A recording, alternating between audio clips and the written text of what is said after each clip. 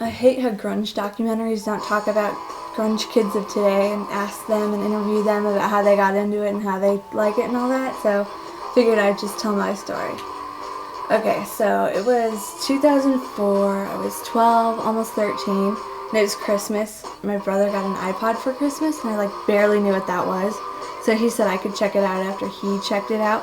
So he uploaded all the music and started checking it out and all that, and then he said I could do it, and he showed me how to do it, and I looked around, and it had classic bands that we grew up on, like Iron Maiden and Judas Priest and Metallica and all that.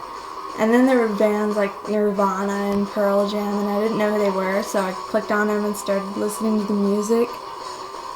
Oh my god, it was so amazing. I was like, especially Nirvana, the song Smells Like Teen Spirit. The first second, it was just like, oh my god, what is this?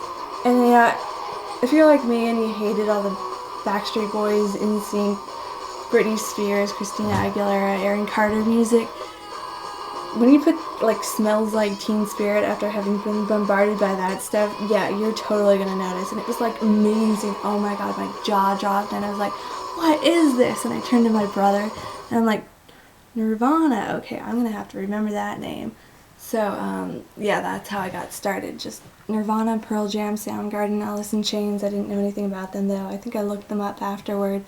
Found out they were called grunge and all came from Seattle. I didn't know that, but that music was so amazing, and Pearl Jam too, and just all of those bands. But it was those four at first, as well as later on Smashing Pumpkins and Stone Temple Pilots and bands like that.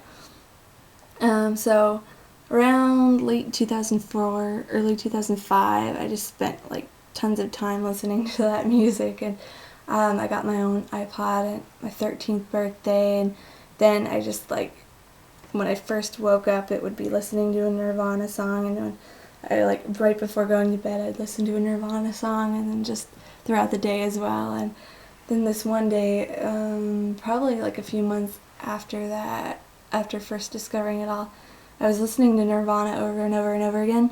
I kept thinking, man, if I could play music that sounded like this, I'd be the happiest person in the world. And then I thought, wait a minute, I can be a musician. So then I thought, yeah, that's what I'll do.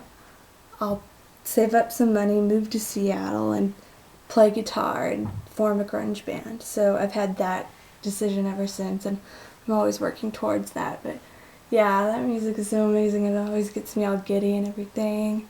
So yeah, if you all could just start talking, telling your stories, maybe record a YouTube video and send it in as a response to this one or something, so that we can get kids telling their stories, so that it's not always interviews of the classic grunge bands and stuff, because there are tons and tons of bands today. They should really be interviewing Violent Soho and Scenium and Navel and Nicotine and all those bands. They might, I don't know, but yeah, let's spread the word.